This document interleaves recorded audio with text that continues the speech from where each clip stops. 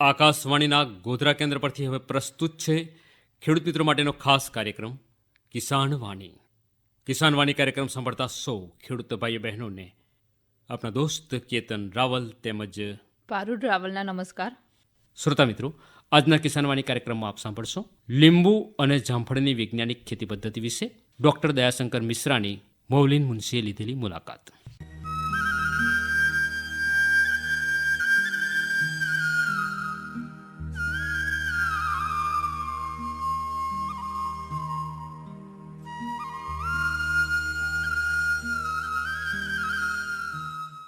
મીઠી, હા અત્યારે છે ને આપણે શહેરમાં કોઈ બજારમાં ઓટો મારવા નીકળીએ ને હા તો શું જોવા મળે? શું જોવા મળે? ના, આપણે આમ શાક માર્કેટ બાજુ ગયા હોય તો શું જોવા મળે એમ કે? શાક માર્કેટ બાજુ ગયા હોય ને તો કપડાની દુકાનો જોવા મળે, ચપ્પલની દુકાન જોવા મળે, શાકભાજી જોવા મળે, ફ્રૂટ જોવા મળે. લો, આ મહિલાઓને તો છે ને શાક માર્કેટમાં એક કપડો અને ચપ્પલ દેખાય, બંગડીઓની દુકાન જોવા મળે. અને પછી બંગડીઓની દુકાન દેખાય. અરે, શાક માર્કેટમાં શાક વેચાય કે બીજું વેચાય? બહુ બધું વેચાય છે. એમ? હા, લારીઓ પણ હોય છે બંગડીઓની ને બધી. એ લારીઓ તો હોય, પણ મીઠી મોટે ભાગે શાક માર્કેટમાં શાકભાજીને ફળ ફળાદી વેચાય, એ તો ખરું ને? હા, પછી નાસ્તાની લારીઓ પણ હોય. પણ મીઠી, આમ ખાસ મને એમ કે આ શાક માર્કેટ બાજુ જઈએ તો વધારે લારીઓ શેની જોવા મળે? વધારે ફ્રૂટની. ફ્રૂટ હા એટલે ફળની. હા, ફળની. અને એમાં અત્યારે આ શિયાળામાં આ ફળની લારીઓમાં વધારે પડતું શું જોવા મળે? સફરજન અને જામફળ. સફરજન ને જામફળ. હા. તો મીઠી, મને એમ કે આ સફરજન આ બધા લોકો ખાતા હશે ખરા? ના, બધા લોકો તો ના ખાય. જેમ જેની પાસે પૈસા હોય એ ખાય. સફરજન મોંઘો પડે હે ને? હા, મોંઘો પડે. પણ ખબર છે તને, આ જે લોકો સફરજન ના ખરીદી શકે એમના માટેનું સફરજન એટલે જામફળ. જામફળ. કારણ કે સફરજન ઉપરથી લાલ દેખાય, ખરું ને? હા. પણ કાપે તો અંદરથી કેવું દેખાય? સફેદ. અંદરથી સફેદ, ઉપરથી લાલ ને અંદરથી સફેદ. પણ આ જામફળ ઉપરથી સફેદ દેખાય, એ કાપે તો અંદરથી કેવું નીકળે? ના, ઉપરથી લીલું હોય, અંદરથી સફેદ હોય, ઘણા અંદરથી લાલ હોય. પણ તને ખબર છે આ લીલું જામફળ હોય એ આગળ જતો તો થોડો કલર બદલે ને, એનો રંગ બદલે ને તો સફેદ થઈ જાય. ના, એવું મેં ધ્યાન નહીં આપ્યું. સફેદ જેવું નહીં, પણ આમ પીળા જેવું થઈ જાય. મેં ધ્યાન નહીં આપ્યું એવું. ધ્યાન નહીં આલ્યું એટલે લીલું જ દેખ્યું ને. હા. આ લીલું જામફળ બજારમાં કેમ દેખવા મળે ખબર છે તને? ના. એટલા માટે કે આ જે બજાર હોય ને એની નજીકની અંદર જો એની વાડીઓ હોય ને તો એ તાજું ને તાજું ફળ એટલે કે જામફળ બજારમાં આવી જાય ને તો એ લીલું ને લીલું હોય. એટલે કાચું ને કાચું. કાચું તો ના કહેવાય, પણ એમ કહેવાય કે પાકી ગયું અંદરથી, પણ ફળ ઉતારવાવાળા માણસે એ છોડ ઉપરથી તોડ્યા પછી ગણતરીના કલાકોમાં જ આપણા સુધી પહોંચી ગયું છે એટલે એનો રંગ લીલો છે, એટલું સમજ. પણ એવા જામફળ નહીં લેવાના. મેં એકવાર લીધા હતા ને તો પાક્યા જ ના. પાક્યા ના? કાચા કાચા ને કડક જ રહ્યા. એ તો મીઠી છે ને, કોઈએ પથ્થર જેવું કાચું જામફળ તોડીને વેચી દીધું હશે ને એવું જામફળ તારા હાથમાં આવી ગયું હશે એટલે પાક્યું નહીં હોય. પરંતુ આ જે પણ જામફળ હોય ને એ જામફળ પાકવાની ચોક્કસ નિશાનીઓ હોય છે. એ કઈ નિશાનીઓ એટલે કે જામફળ જ્યારે પાકવા લાયક થાય ને ત્યારે બરાબરનું મોટું ગોલ મટોર થઈ જાય. એટલે જેવો આકાર હોય, કોઈ લંબગોળ રહે, કોઈ ગોળ હોય, પણ બરાબરનો એનો જે આકાર હોય પૂરેપૂરો વધી જાય. એટલું જ નહીં, પછીથી એ જામફળ ઉપર ધીમે ધીમે રંગ બદલાવા મળે. જ્યારે કાચું જામફળ હોય ને ત્યારે એકદમ લીલુંછમ હોય, એની છાલ એકદમ લીલી હોય, પણ એની છાલનો રંગ જો થોડોક પણ લીલામાંથી થોડોક આછો પીળો થાય ને એટલે સમજવાનું કે આ જામફળ પાક્યું છે. થોડા પોચા થાય. થોડાક પોચાઈ થાય. આવી બધી નિશાનીઓ હોય છે એટલે ખરીદનારે આ નિશાનીઓ જોઈને જામફળ ખરીદવું જોઈએ. એટલું જ નહીં, જે જામફળની વાડીવાળા ખેડૂત હોય એને પણ આ બધી નિશાનીઓ ચકાસીને જ જામફળ ઉતારવો જોઈએ. પછી હવે તો શહેરમાં પેલા મોટા મોટા જામફળ આવ્યા છે. એકદમ મોટા મોટા. કાપતમાંથી કાપે તો એકદમ સફેદ જ હોય, પણ મીઠાશ નહીં હોતી એટલી બધી. પણ એ લોકો શું કહેશે ખબર છે? સીડલેસ જામફળ. સીડ એટલે કે બીજ વગરના. એટલે પેલી કહેવત છે ને કે કાપે તો મયથી લોહી ના નીકળે, એવી રીતથી આ જામફળ કાપે ને તો અંદરથી બીજે ના નીકળે. પણ મજા નહીં આવતી જામફળ ખાવામાં. જામફળમાં મજા નહીં આવતી એમ મોટા? હા. એટલે પેલો દેશી જામફળ જ ખાવામાં સારો. હા, દેશી મીઠા લાગે છે. કારણ કે જામફળમાં એવું કહેવાય છે ધોળકા ધંધુકાનો જામફળ એટલે લાજવાબ. તો આપણે જઈશું લેવા? ધોળકાન ધંધુકા. હા. અરે ભાઈ મીઠી, આપણે રહ્યા પંચમહાલમાં. આ તો પેલી નાળા હારું નડિયાદ જવા જેવી વાત કરી તે. ના, આપણે કોકવા જઈએ ને ફરવા તો લઈશું એ બાજુ. હા, એ બાજુ કોક દાડો આપણે કાઠિયાવાડના પ્રવાસે નીકળ્યા હોય કે અમદાવાદ બાજુ જવા નીકળ્યા હોય તો ધોળકા ધંધુકાના જોમફળ વચ્ચે મળતો હોય તો લઈ લેવાય, પણ સ્પેશિયલ લેવા ના જવાય. હા, ના, ટ્રેનમાં જતું રહેવાનું. એ તો પાછું વાયા વિરમગામ જેવું થાય કે ભાઈ ધોળકા જોમફળ લેવા જવાનું અને વાયા વિરમગામની ટ્રેનમાં બેસવાનું. એ તો મોંઘું પડે, પણ મીઠી આપણે છે ને આપણા જ ખેતરમાં ને આપણા જ વાળાને મેં જોમફળ રોપીએ તો પછી ધોળકા ધંધુકા લેવા જવાની જરૂર ખરી? આમ તો જરૂર ના હોય, પણ એવા ના થાય ને. એવા ના થાય? હા. અરે મીઠી, આજનો કિશનવાની કાર્યક્રમ જે સાંભળશે ને એ ધોળકા ધંધુકાના જોમફળ ભૂલી જશે.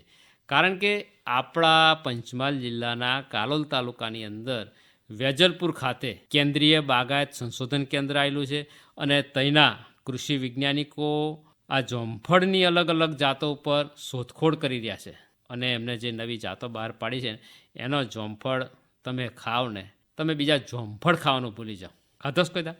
ના, નથી ખાધો. ખાવો છે? ખાવા તો છે ને. તો મીઠી ધોળકા ધંધુકા જવાય કે ના જવાય, પણ આપણે આ વેજલપુર તો નજીક જ છે. તો ત્યાં જઈએ. હા, હું તો કહું છું કે વેજલપુર આપણે એ બાગાયત કેન્દ્રની મુલાકાત લઈએ, તઈનો જોમફળ ખાઈએ, ચાખીએ ને પછી તઈના કૃષિ વૈજ્ઞાનિકને કહીએ કે આ જોમફળ અમને ભાવ્યું, આ જાતના જોમફળનો છોડ આલો. છોડ આપો? હું તો સમજી કે થેલી ભરી આપો એમ. અરે તો ભાઈ પૈસા ખર્ચે તો જોમફળની થેલી ભરી આલે, પણ મીઠી આપણે છોડ લાવીએ ને એક વખત તો પછી વરહો વરસ ટોપલે ને ટોપલે જોમફળ ખાવા તો મળવાનો જ છે ને. હા, તો લઈ આવીએ. તો આપણે જોમફળનો છોડ લાવીને રોપીએ. પણ કેટલા વરમાં લાગે?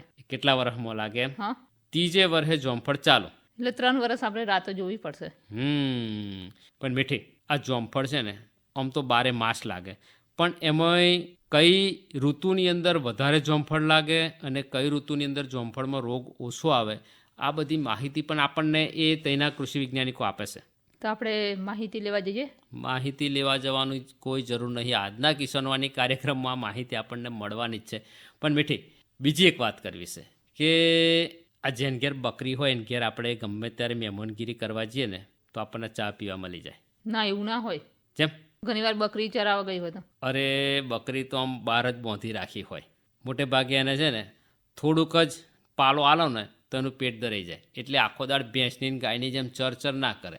એ તો અડધો કલાક આમ તેમ રખડાઈને લાય એટલે એનું પેટ ભરાઈ જાય. બાકી રહ્યું એકાદ એને કંઈક બોયડીનો કે ઓંબલીનો કોંટો લટકાઈને પોણ હાથે લટકાઈને આલ દો ને તો બેઠું બેઠું ખાય. તો આપણે લઈ આવી છે બકરી? બકરી? હા. અરે બકરી લાવવાની વાત અમને છોડ ને, પણ પેલું મેં તને કહ્યું ને કે આપણે જેને ઘેર બકરી હોય એને ઘેર ગમે તે વેરાએ જઈએ ચા વગર પાછા ના આવીએ. હા, પણ કાયમ ના જવાય. હો, કાયમ જવાય કે ના જવાય, પણ જેને ઘેર ભેંસ કે ગાય હોય ને એને ઘેર જઈએ ને તો ટાઈમે ચાય ના મળે. ચેમ ખબર?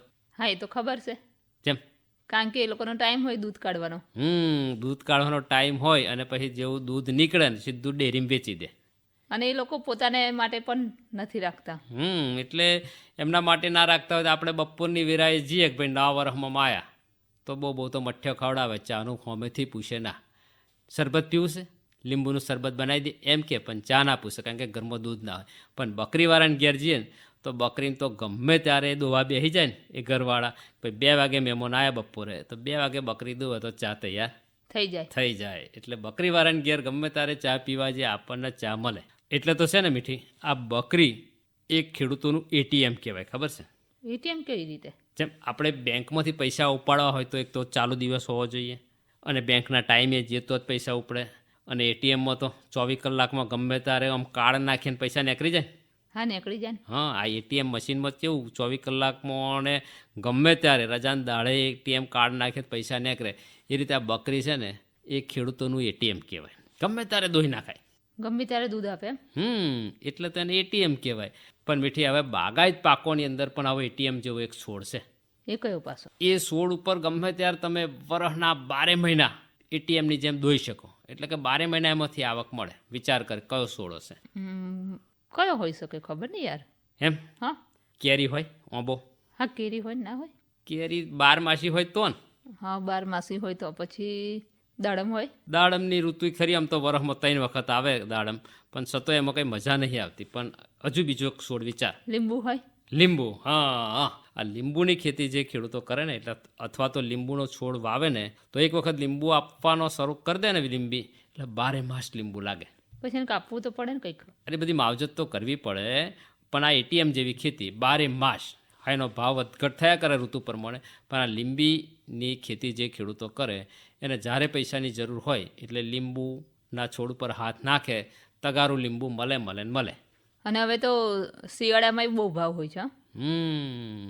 કારણ કે પહેલો ફક્ત ઉનાળામાં જ લીંબુના ભાવ મળતા હતા, પણ હવે જ્યારથી આ કોરોના આવી ગયો ને ત્યારથી બધાને ખબર છે કે ભાઈ લીંબુ ખોરાકમાં જેટલું વધારે ઉપયોગમાં લઈએ એટલી આપણે રોગ પ્રતિકારક શક્તિ વધે, એટલે લોકો 12 માસ લીંબુનું સેવન કરતા થઈ ગયા છે. એટલે આપણને ભાવ તો મળવાનો છે. તો આપણે આજે નક્કી તો કરી લઈએ કે 2 પાક તો આપણે વાવવા છે. કયા? એક લીંબુ ને અને બીજો જામફળ. તો આપણે લીંબુ અને જામફળની ખેતી કરીશું ને તો એમાંથી સારી આવક મેળવી શકીશું. પણ આ બધી ખેતી કઈ રીતથી કરી શકાય એ વિશેની માહિતી આજના કિસાનવાણી કાર્યક્રમમાં આપણે મેળવીશું વિષય નિષ્ણાત પાસેથી. અને આજે આકાશવાણી ગોધરા સ્ટુડિયોમાં આમંત્રિત છે ડૉક્ટર દયાશંકર મિશ્રા, કે જેઓ કેન્દ્રીય બાગાયત સંશોધન કેન્દ્ર વેજલપુર ખાતે પોતાની સેવા આપી રહ્યા છે અને તેમની મુલાકાત લઈ રહ્યા છે આકાશવાણી ગોધરાના કાર્યક્રમવાળા મૌલિન મુનશી. किसानवाणी कार्यक्रम सुनने वाले सभी किसान भाइयों को मौलिन मुंशी का नमस्कार. कैसे है किसान भाई? आपसे बात करने की मुझे बहुत मज़ा आती है और मैं वैसे राह देखता हूँ कि आपके साथ कैसे बात करूँ ये किसानवाणी कार्यक्रम में. तो किसान भाइयों, आज हमारे आकाशवाणी गोधरा एफएम के स्टूडियो में डॉक्टर दयाशंकर मिश्रा जी उपस्थित है और वो प्रधान वैज्ञानिक है कृषि संशोधन केंद्र जो वेजलपुर में है, वहाँ से आए हैं. और आज उनके साथ हम बात करेंगे जामफળ और લીંબુવાડીની ठंडी ऋतु में देखभाल. और वो नॉन गुजराती है तो हम इनके साथ हिंदी में बात करेंगे. दयाशंकर मिश्रा साहब, आपका बहुत बहुत हार्दिक स्वागत है आकाशवाणी स्टूडियोज़ में. जी साहब, धन्यवाद. और किसानों को मेरा प्रेम भरा नमस्कार. मिश्रा जी, आप बताएंगे कि खास करके ये जो जामफળ और जो લીંબુવાડી की जो खेती है जी और उसकी देखभाल है वो कैसे की जाती है? देखिए, हमारा जो नींबू है और जामफल है, दोनों हमारे गुजरात की जो है एक महत्वपूर्ण फसलें हैं. खास करके अगर नींबू में देखा जाए तो हमारा गुजरात जो है नंबर 1 प्रोडक्शन में, क्षेत्रफल और उत्पादन दोनों में नंबर 1 पे है. इसके बाद और राज्य आते हैं जैसे कि आपका तेलंगाना हो गया और मध्य प्रदेश हो गया, महाराष्ट्र हो गया. ठीक है. तो नींबू में क्या है कि नींबू के लिए जो यहाँ की जलवायु है बिल्कुल उपयुक्त पाई जाती है, क्योंकि ये कम वर्षा वाला क्षेत्र है. नींबू के लिए कम वर्षा वाला क्षेत्र, मतलब नींबू के लिए आप समझिए कि जहाँ पे 200-400 मिलीमीटर तक बारिश होती है वहाँ पे भी इसकी आप बागवानी कर सकते हैं. लेकिन ऐसा क्षेत्र जहाँ पे 750 मिलीमीटर तक बारिश हो, ज़्यादा उपयुक्त पाया गया है, तब कम पानी देना पड़ता, नहीं तो थोड़ा सा पानी देने की व्यवस्था करनी पड़ती है. ऐसे क्षेत्र जहाँ पर ज़्यादा बारिश होती है, जहाँ पे नमी में जो है ज़्यादा ह्यूमिड रहता है, ज़्यादा मॉइस्चर रहता है, नमी रहती है, तो वहाँ पे कैंकर की समस्या आती है कि जीवाणु जनित रोग है उसकी समस्या आती है. इसलिए अपना क्षेत्र जो है नींबू की खेती के लिए बिल्कुल उपयुक्त है. एक ही समस्या है, अपना जो गुजरात की जो मिट्टी है, काली मिट्टी है, ज़्यादा भारी है, तो उसमें आपको सावधानी बरतनी पड़ी किसान भाइयों को. आपको देखना पड़ेगा आपकी मिट्टी में ज़्यादा चिकनापन ना हो. ऐसी काली मिट्टी जो थोड़ा सा मीडियम टाइप की हो, कम हल्की हो थोड़ा सा, ऐसी मिट्टी का चुनाव करिए. और ये आपको देखना पड़ेगा उसकी मिट्टी की गहराई अच्छी हो, 1 से 1.5 मीटर हो, और कंकड़ पत्थर का लेयर ना हो, नहीं तो बाद में थोड़ा सा पेड़ 4-5 साल बाद सूखने लगता है. अगर नीचे हार्ड लेयर है, कंकड़ पत्थर की कोई लेयर है तो पौधा सूखने लगता है. उसका कारण ये है, एक पौधा लाए तो कितने महीनों में वो तैयार हो जाता है नींबू देने के लिए? देखिए, हमने जो परीक्षण में पाया है कि बीजू पौधा 2 साल के बाद, 2-2.5 साल के बाद वो पुष्पन में आना शुरू हो जाता है, मतलब फूल आना शुरू हो जाता है, और 3 साल बाद आपको जो है फल मिलना शुरू हो जाता है. वो वेटिंग पीरियड और फसलों की तुलना में बहुत कम है. और जो फल हैं जैसे आंबा हो गया, इसकी तुलना में तो बहुत कम है. 5 से 6 साल आपको इंतजार करना पड़ता है. उसकी देखभाल कैसे करनी चाहिए? नींबू के पौधों की देखभाल के लिए आपको, ये जैसे हम बात हो रही सियाड़ा की, तो अभी जो है बारिश ख़त्म हो गई है, तो दोनों का इस समय कंट्रोल करना ज़रूरी है. लीफ माइनर का जो है एक कीड़ा है इसके लिए आपको जो है छिड़काव करना पड़ेगा। उसकी जो दवा है, एक तो इमिडाक्लोप्रिड है, 10 लीटर में 5 मिलीलीटर दवा आपको डाल के छिड़काव करना पड़ेगा। और लीफ माइनर के लिए डाइमेथोएट 2 ml पर लीटर के हिसाब से आपको छिड़काव करना पड़ेगा। रही बात जो कैंकर है, जो जीवाणु जनित रोग है, उसके लिए आपको स्टेप्टोसाइक्लिन 10 लीटर में जो है 30 ग्राम जो है कॉपर ऑक्सीक्लोराइड का घोल बना करके आपको 2 छिड़काव 15 दिन के अंतराल पर करना पड़ेगा, ताकि इसका तुरंत ही कंट्रोल किया जा सके। अदरवाइज आपको जो फल लगे हैं उस पर भी धब्बे बन जाएंगे और मार्केट में आपको उसको रेट नहीं मिलेगा। इसका पौधा लगाने के लिए बेस्ट सीजन कौन सी है अगर खेत में उसका लगाना है? देखिए, चूँकि अगर खेत में लगाना, गुजरात जैसे अपना ऐसा राज्य जहाँ पे कम बारिश होती है, तो चौमासा से पहले आपको जो है खेत की तैयारी करनी पड़ेगी। तो इसके लिए क्या है, मई के महीने में जो है गड्ढे खुदाई करनी पड़ती है। जैसे मैंने पहले बताया कैसे मिट्टी का चुनाव, किस तरह की मिट्टी का चुनाव करना हो, ऐसी मिट्टी का चुनाव करें जहाँ पे जल भराव की समस्या ना होती हो, पीएच मान ज़्यादा ना हो, पानी आसानी से निकलना चाहिए। अगर इसके जड़ क्षेत्र में पानी लंबे समय के लिए भरता है तो पेड़ सूखने लगते हैं। तो जैसा मैंने बताया, इस तरह से आप मिट्टी का चुनाव कर लिए हैं तो मई के महीने में आपको जो है 1 मीटर गहरा लंबा चौड़ा गड्ढा आपको खुदाई आपको जेसीबी की सहायता से करनी पड़ेगी। उसको 15-20 दिन बिल्कुल ऐसे गड्ढे को खुला छोड़ दें। उसके बाद जो है गड्ढे में 15 से 20 किलोग्राम सड़ी गोबर की खाद और करीब जो है 250 ग्राम नीम केक जो है इसको साथ मिला करके और डीएपी 200 से 300 ग्राम मिला करके उसको गड्ढे को अच्छी तरह से भर दें। फिर जब चौमासा में बारिश हो जाए, 1-2 अच्छे से मिट्टी उसकी गड्ढे बैठ जाए, तो आप जो है पौधा उसको लगा सकते हैं। उसके लिए आप जो गड्ढे कतार से कतार की दूरी है, क्योंकि नींबू जो है बहुत कम समय बहुत तेजी से बढ़ जाता है। शुरुआत में इसकी बढ़वार कम होती, बाद में इसका जो है आकार काफ़ी बृहद हो जाता है। तो 6x6 मीटर की दूरी इसके लिए उपयुक्त पाई गई है। इससे कम दूरी पर लगाने में बाद में जो है ट्रैक्टर चलने में समस्या होती है। और अगर ट्रैक्टर चलते समय इसकी डालियाँ टूटती हैं तो उससे रोग फैलने का खतरा बढ़ता है। तो इसलिए जो है आपको इन सब बातों का ध्यान रखते हुए पौधों को लगाना चाहिए। अच्छा मिस्टर सर, ये बताएंगे कि एक जो पौधा है इसमें से कितने किलो नींबू की वैसे आते हैं, कितना पाक मिलता है एक पौधे से? देखिए किसान भाइयों, जो है नींबू, मैं कहता हूँ नींबू जो है जैसे एक जानवरों के लिए कहा जाता है कि बकरी जो है किसानों का एटीएम है, तो मैं कहता हूँ एक नींबू भी जो फलों में किसानों का एटीएम है।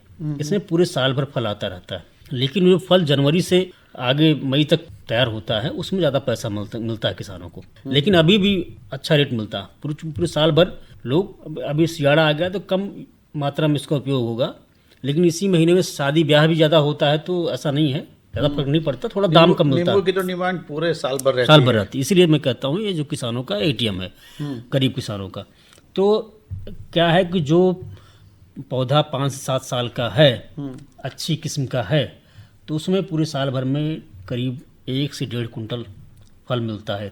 लेकिन आपको बड़ा आश्चर्य होगा सुन करके, लेकिन पूरे साल भर का आप हिसाब लगाएंगे तो 2 कुंटल के ऊपर भी जा सकता है। ओहो, अच्छा। और ये जो पौधा है कितने का मिलता है लगाना किसान भाइयों को? एक पौधे की कीमत क्या रहती है? पौधों की कीमत तो आप प्राइवेट नर्सरी से लेंगे तो ज़्यादा रहता है। जो हमारे सरकारी जो नर्सरी है यहाँ पे तो दाम कम रहता है, करीब 40 से 50 रुपये है। बीजू पौधा लेंगे तो 20 रुपया है, गूटी से बना हुआ पौधा लेंगे 50 रुपया, ये है दाम। अच्छा, और इसका आयुष्य कितना रहता है, कितने साल तक वो नींबू देता है? अगर अच्छे से देखभाल करेंगे, चूँकि इसमें मैं जैसे बताया कि बहुत ज़्यादा समस्या नहीं आती, लेकिन कुछ समस्याएं हैं जैसे लीफ माइनर, कैंकर और कभी कभी फाइटोप्लाज्मा नामक बीमारी लग जाती है, तो उससे बाग जो है पूरा ख़राब हो जाता है। और जल भराव अगर नहीं होता है खेत में, ठीक है, अगर होता भी है तो किसी फंजीसाइड से अच्छा उपचार कर देते हैं, तो इस तरह से 15-20 साल बाग चलता है। अच्छा, हाँ। जैसे अपने नींबू के बारे में बताया आप, तो अब जामफल जी गुजरात में लोग बहुत खाते हैं, इसका साग भी बनाते हैं, बहुत लाइक करते हैं। तो ये जामफल की अगर खेती करनी है तो किस तरह से करनी चाहिए? देखिए जामफल जो है, जैसा हमारे देश में ऐसा रच बस गया है कि ऐसा लगता है कि हमारे यहाँ का ही इसकी उत्पत्ति हुई। किसान भाइयों को जानना चाहिए कि ये जो है 17वीं शताब्दी में स्पेनिश लोग इसको जो है यहाँ पे लेके आए। तो ये विदेशी फल है, ये देश का, अपने देश का नहीं है। ये ट्रॉपिकल अमेरिका है, जो मैक्सिको से पेरू के बीच में जो जगह है वहाँ इसकी उत्पत्ति है। तो ट्रॉपिकल मतलब ये होगा कि जो हमारी गुजरात की मोस्ट ऑफ द मतलब ज़्यादातर जो क्लाइमेट है ट्रॉपिकल टाइप की है, उष्णकटिबंधीय जलवायु है। तो हमारी जलवायु जहाँ ये पैदा हुआ उससे मिलती जुलती है, तो जलवायु तो हमारी इसके लिए बिल्कुल परफेक्ट है। रही बात ही किस तरह की मिट्टी का चुनाव करें, तो पहली ये है कि इसमें भी नींबू की तरह ऐसी मिट्टी का चुनाव करें, ऐसे क्षेत्र का चुनाव करें जहाँ पे जल भराव ना होता हो। जल भराव होगा तो इसका भी पौधा नींबू की तरह सूखने लगता है। इसलिए भारी मिट्टी में भी चल जाएगा, हल्की मिट्टी में भी चलेगा, पीएच मान थोड़ा ज़्यादा होगा तब भी वहाँ पे ये अच्छे से हो सकता है। इसकी अलग अलग वैरायटी भी होगी, नाम भी होंगे। हाँ, इसकी 2 तरह की किस्में हैं, एक तो सफ़ेद गूदे वाली किस्म है, एक लाल गूदे वाली किस्म है। तो पहले मैं लाल गूदे वाली किस्मों की बात करूँगा, क्योंकि गुजरात में लाल गूदे वाली किस्म ज़्यादा पसंद करते हैं, लेकिन और प्रदेशों में सफ़ेद गूदे वाली किस्म ज़्यादा पसंद करते हैं।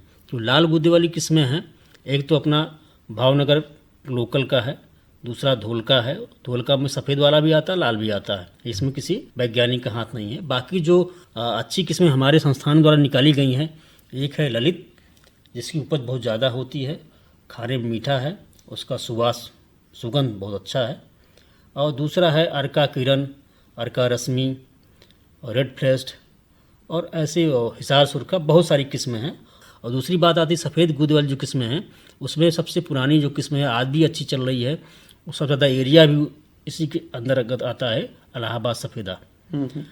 दूसरा है सरदार भी इलाहाबाद सफ़ेदा से ही निकाली किस्म है। 2 ही किस्में जो है अभी भी पूरे भारतवर्ष में ज़्यादा उगाई जाती हैं। इसके अलावा जो है श्वेता है, हिसार सफ़ेदा है और तमाम सारी किस्में हैं, लेकिन जो ये ज़्यादा किस्में चल रही हैं श्वेता और हिसार सफ़ेदा और इलाहाबाद सफ़ेदा, सरदार, इनकी ज़्यादा डिमांड है हमारे। मिस्टर साहब, ये आपने बहुत इंटरेस्टिंग बात बताई। तो इसका जो नामकरण करते हैं वो कैसे आप करते हैं?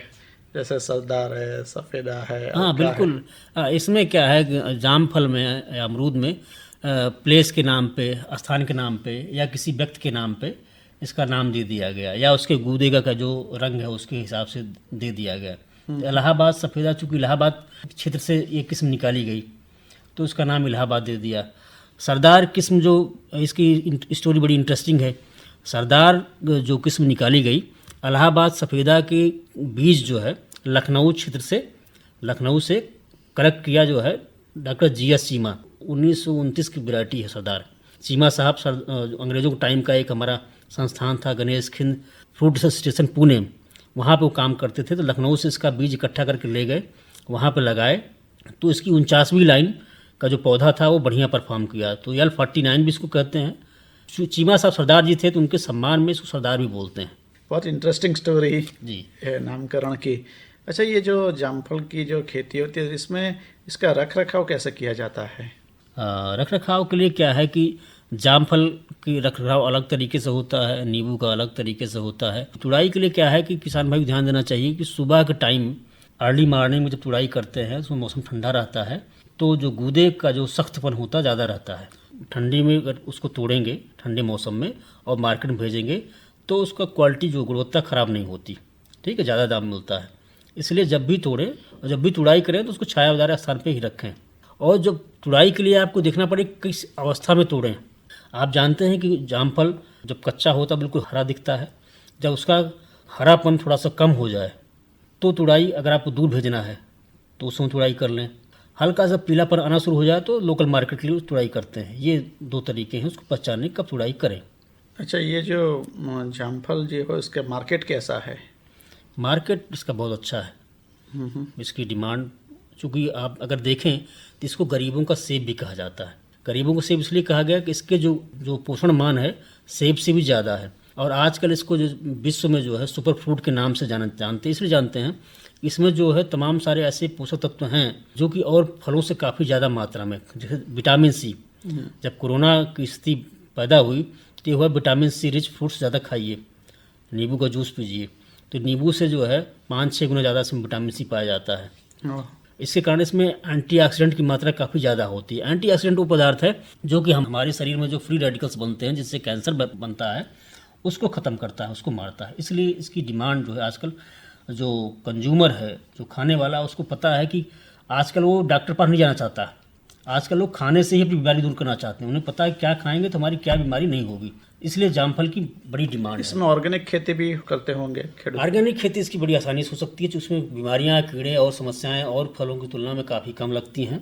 और ऑर्गेनिक खेती भी काफ़ी सारा इसका पैकेज ऑफ प्रैक्टिस भी डेवलप हो चुका है। अगर कीड़ा लगता है तो क्या छिड़काव करें, इसमें भी पूरे साल भर फल आता है। नींबू में पूरे साल भर फल आता है, इसमें पूरे साल भर फल आता है। तो ठंडी की जो फसल लेते हैं तो उसमें जो है बीमारियाँ कम लगती हैं। तो डॉक्टर दयाशंकर मिश्रा साहब, आज आप आकाशवाणी गोधरा के स्टूडियो में आए और जामफल और नींबू की जो खेती है किस तरह से किया जाती है, इसकी देखभाल किस तरीके से की जाए, इसके बारे में बहुत ही वैज्ञानिक उपयोगी मार्गदर्शन दिया। इसके लिए हम आपके बहुत बहुत आभारी है। धन्यवाद। धन्यवाद साहब। શ્રોતા મિત્રો, હમણાં આપ લીંબુ અને જામફળની વૈજ્ઞાનિક ખેતી પદ્ધતિ વિશે ડૉક્ટર દયાશંકર મિશ્રાની આકાશવાણી ગોધરાના કાર્યક્રમવાળા મૌલિન મુનશીએ લીધેલી મુલાકાત સાંભળી. પાન લીલું જોયું ને તમે યાદ આવ્યા, જાણે મોસમનો પહેલો વરસાદ ઝીલવા. એક તરણું તોડ્યું ને તમે યાદ આવ્યા, તમે યાદ આવ્યા, તમે યાદ આવ્યા. પાન લીલું જોયું ને તમે યાદ આવ્યા, જાણે મોસમનો પહેલો વરસાદ ઝીલવા. એક તરણું તોડ્યું ને તમે યાદ આવ્યા, તમે યાદ આવ્યા, તમે યાદ આવ્યા.